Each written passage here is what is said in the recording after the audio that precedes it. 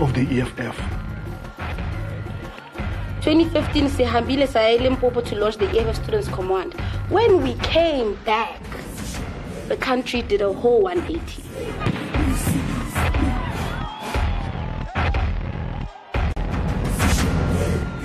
That's when we saw young people actually take it to the fort and take the fort and grab it by its horns. Like, we were,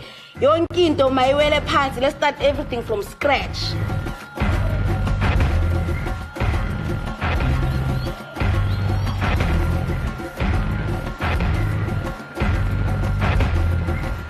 Fees Must Fall was not just the EFF.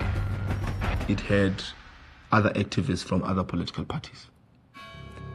But to show you that this was driven by the EFF, listen to the response of the ministers.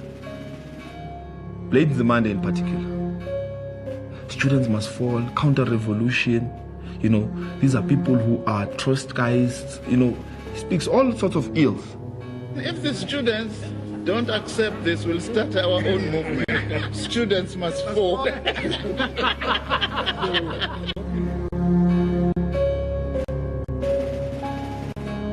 The confidence that those young people had in articulating these positions in the full glare of the public truly stimulated the confidence of a vast majority of young and old people in the country.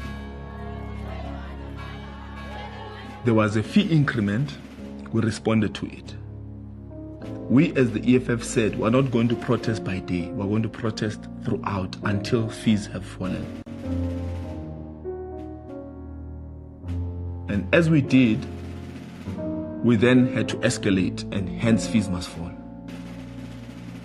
During the height of Fees Must Fall, the first victory was Professor Mandla Makanya announcing that students were striking.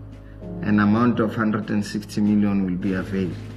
We want to acknowledge the fact that the state has made resources available in a significant way, because for the first time, we're not simply just looking at the poor category of our students being brought on board via NFSAS funding.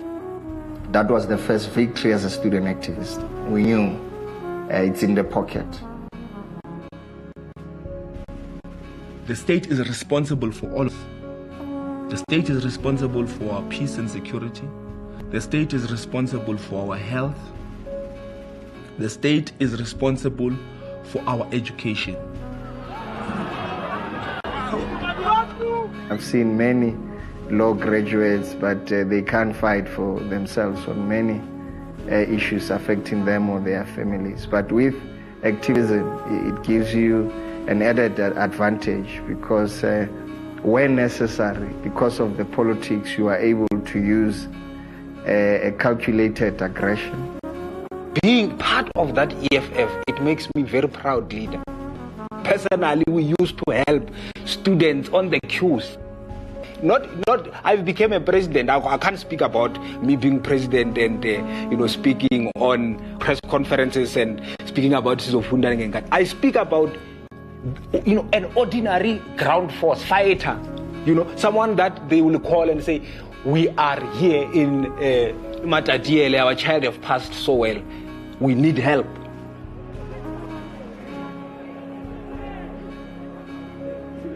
All those radical moments actually build up to something to where we imagine ourselves, to decolonization in the smallest parts of it. So the activism continued from then onwards. Those are the signs that something needs to be done. And the people who are going to make that change will definitely have to be young people. Young people in the political spaces that we occupy, young people going to actually vote, because we are at those crossroads right now. The generation of freedom in our lifetime, they fought. The 1976 generation, they fought. Like the Black Consciousness generation, they fought against apartheid.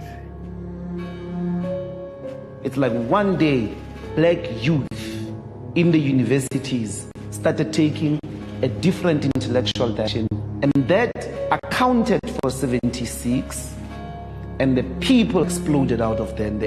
Those people revived the politics within the country, and the economic freedom generation is then in that lineage. 1976 is what inspired us to say those guys sacrificed so much and they turned the struggle, and we have got nothing to lose. That's why we are where we are now, because of this radical voice of the youth.